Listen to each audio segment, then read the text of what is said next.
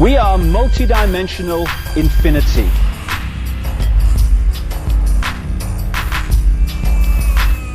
We're not just a physical body. We are everything that exists, but how much of everything that exists, the eternal consciousness, are we accessing? Infinity, or just a fraction? So the idea has been, over thousands of years of this manipulation, to turn unique aspects of infinity into a tiny, tiny eggshell of consciousness with a tiny, tiny perception of its own potential to control its own destiny. And once you do that, you create the herd mentality. Just follow the one in front without thinking. And then you've got the tiny few who don't immediately succumb to that and follow that and concede their uniqueness to that. And they're given the extra dose of fear by the sheepdog. And that four-letter word, fear, is what controls the world. Fear, fear, the manipulation of fear. So what you have are two states of being that get hundreds of sheep exactly where the farmer and the sheepdog want every day. And those two states of being are ba, ba, ba, ba, and fear, which gets the few to do the same. Staggeringly, the human herd, because that's what we've become, has out-sheeped the sheep. Because we have actually dispensed with the sheepdog. We police each other. It has become a crime to be different. Anyone who's different from the norm gets ridicule or condemnation.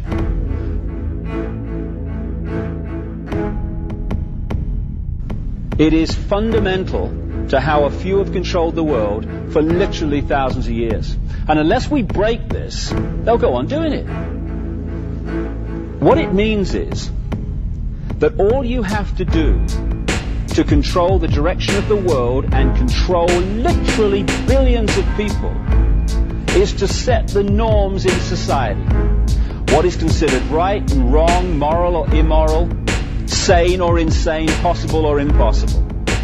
And once you set those norms by controlling the education system, crikey, education system, crikey, what a word.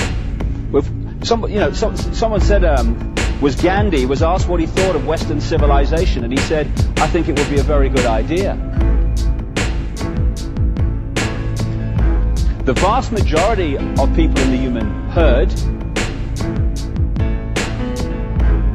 from cradle to grave, occupy those norms and live their lives within them because they think that's reality.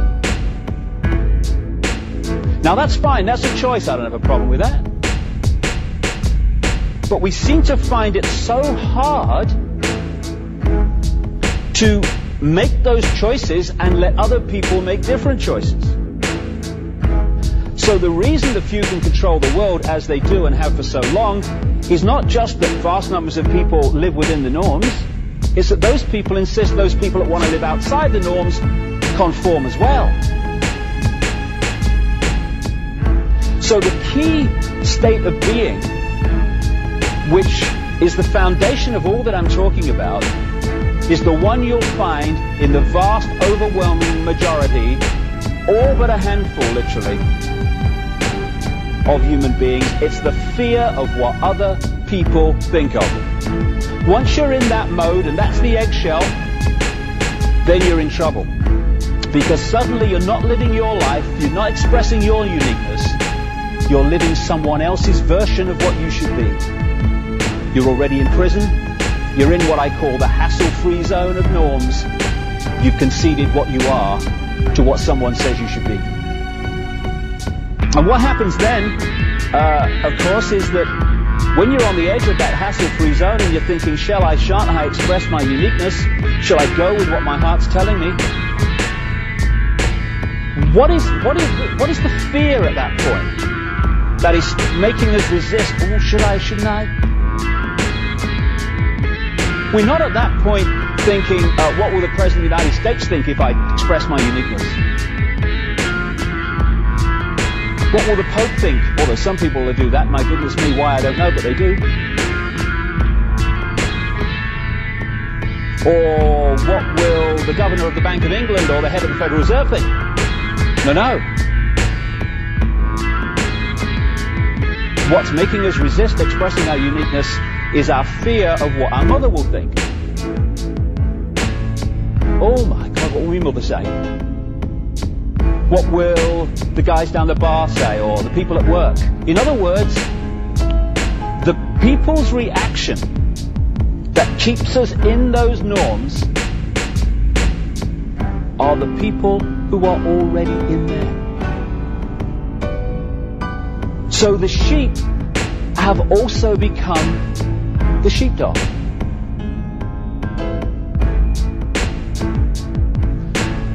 The police have also become the police. The inmates of the prison are also the prison warders.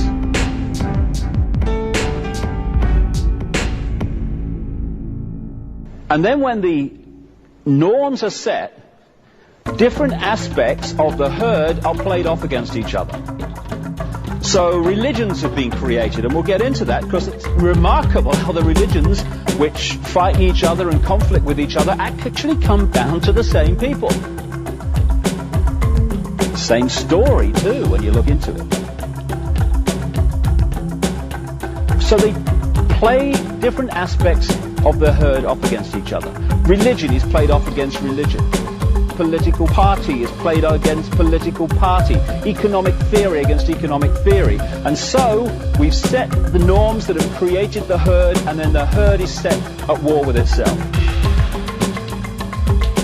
And while we're cussing each other and fighting each other and blaming each other, the few people are string pulling all these different elements and creating the key element that's necessary for the few to control the many, divide and rule.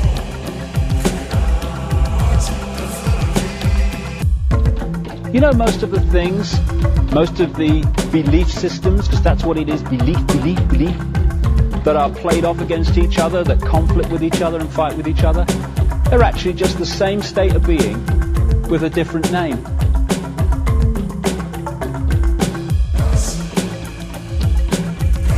I wonder what the difference is between, say, a Christian family that insists that their children believe what they believe and a Jewish family that insists their children believe what they believe.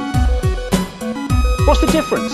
It's just that they believe slightly different things, and they are slightly, but they're still indoctrinating their children into a belief instead of saying, you have all the information available and we encourage it, and whatever you come up with, whatever you make of that information, I'm at peace with, because you're unique and I'm not going to tell you what to think.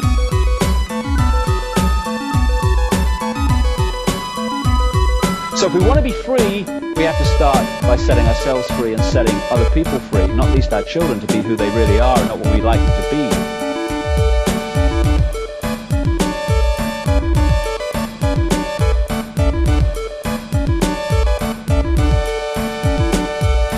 And what I call these opposites that are not opposites, I call them opposames. And it's amazing when you look around the different groups that are fighting and conflicting, when you look at the core of what they're saying and they believe and their actions and their ways of acting, you're not looking at opposites at all. You're looking at the same state of mind with a different dress on. Give you a quick example. During the last war, the World War, Second World War, the far, far, far, far left, as symbolized by Joseph Stalin, was into centralized control, military dictatorship and concentration camps. Now the far, far, far, far right must have been very different because they're opposites. I read it somewhere. The far, far right are into centralized control, military dictatorship and concentration camps. A few years ago, they had a democratic election in America. And what appeared to happen was that George Bush, Republican, was replaced by Bill Clinton, Democrat.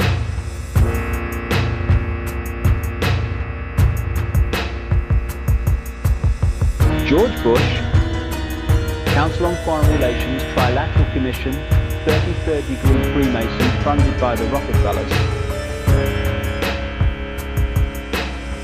was replaced by Bill Clinton, Democrat, Council on Foreign Relations, Bilderberg Group, Trilateral Commission, 33rd degree Freemason, funded by the Rockefellers. And they were played off against each other. They're not opposites, they're opposites. One thing I think we need to remember all the time: opposites never fight. They never take part in wars, because the opposite of a state of mind that believes that war is an option and conflict is an option and violence is an option is the state of mind that says it's never an option, because violence and war and conflict never solve anything. That never fights that, because that doesn't want to know. What fights wars? Two aspects of the same state of being. So, the elements of society that create the divide and rule are not even different states of mind, they're the same state of mind with a slightly different name.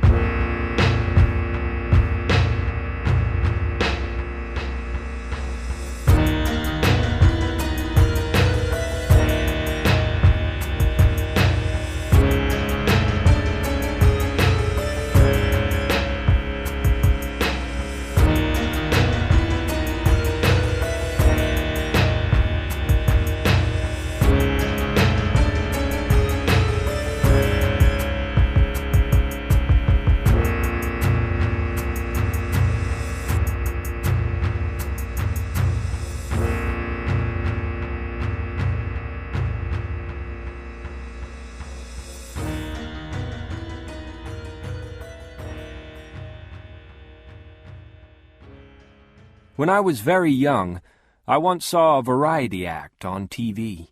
A man put a bunch of plates on the end of a series of supple rods and kept them up in the air by whipping the rods around to spin the plates.